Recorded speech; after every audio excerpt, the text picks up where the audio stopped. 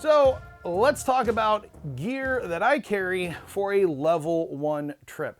Now, a level 1 trip, as we said before, is when you are on the grid. So truth be told, a lot of times if you get stuck and you're on the grid, you can pick up the phone, call AAA, get a tow truck. They'll come pull you out of the ditch. They'll help come you get unstuck. But you need to make sure, again, that your vehicle has rated recovery points. Also, a lot of times when you're on grid, you're gonna have access to other people. They could be people in your group, or they could be somebody that's passing by, or if need be, if you're in something like a park or a national forest, you can call a ranger, and again, they can come help get you unstuck, but you need to make sure you have rated recovery points and have some gear. So my level 1 kit is this right here. This is our strap bag. It is designed to hold a 30-foot tow strap.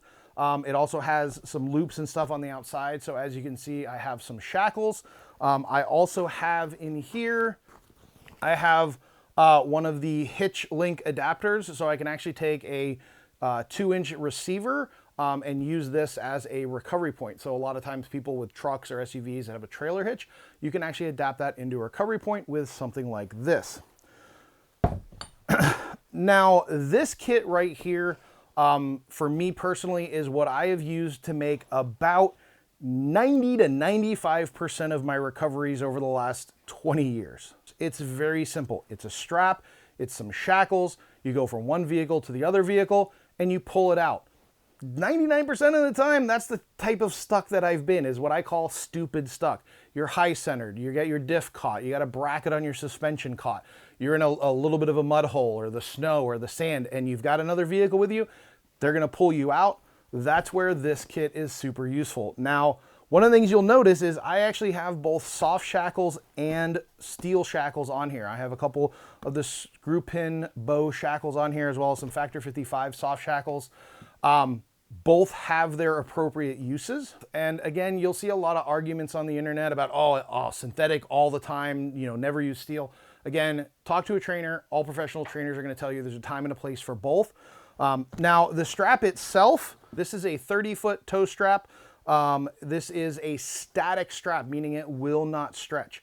So this can go from one vehicle to another, very slow, a very controlled type of recovery. Now, what I like about this kit, and one of the reasons why I've been using this type of strap for so long, and one of the reasons why I like our Blue Ridge Overland Gear strap bag, is because it has these straps on it with these buckles. And what you can do is, like I said earlier, think proactively instead of retroactively, is I can actually take this strap bag and I can attach it to the front bumper of my Jeep or hang it off of the roll cage or something like that, and it's easily accessible. I don't have to go digging through a drawer. I don't have to go folding down the back seat to get to it. It's not in the bed of a pickup truck. It's easily accessible. I can hang it from pretty much anything, anywhere, which makes this thing super popular. Like I said, I've used this type of kit for about 20 years, and when I got the Brog strap bag, 6, 7 years ago, this thing was super cool to have because then it makes it so much easier to keep everything easily accessible. Now, a very similar kit to that is this one right here. This is from my friend Brad at High Vis Overland. This is a kit that he put together using our large recovery bag. So as you can see, it's got 2 soft shackles on the outside. And inside is a 30-foot Kinetic recovery rope. Now, this kit right here is a static recovery rope, meaning it won't stretch. This, being a Kinetic recovery rope, will actually stretch up to 30%, meaning this 30-foot recovery rope, when fully loaded, can elongate up to 39 feet. This strap won't do that. So again, you do not want to use this when there's heavy movement or long distance involved. This is something that you would want to use in that type of scenario. And again, this is the type of stuff that a trainer can cover in a lot more detail. But I just want to make sure you understand the basics between a static strap that does not stretch, Kinetic recovery rope that will stretch. Now, this kit I have for situations, again, like snow, sand, and mud. So if I'm going out to the beach for the weekend, I'm not going to take this kit. I'm actually going to take this one because this will stretch. It'll work better in the sand. Same thing During the winter, I make sure this kit is in the back of my vehicle because it will stretch. So in the snow and traction is compromised, this is the type of kit that I want to carry with me. But when I'm rock crawling or I'm up in the mountains and it's a lot of hard ground, and again, you're kind of stupid stuck like you're high centered, it's very short pull, that's the type of scenario I will use this kit for right there. So just a quick summary on a level 1 trip.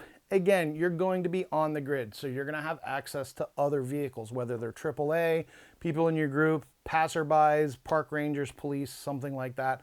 So again, as long as your vehicle is recoverable, chances are they're going to be able to get you unstuck. But not everybody carries all of the right gear.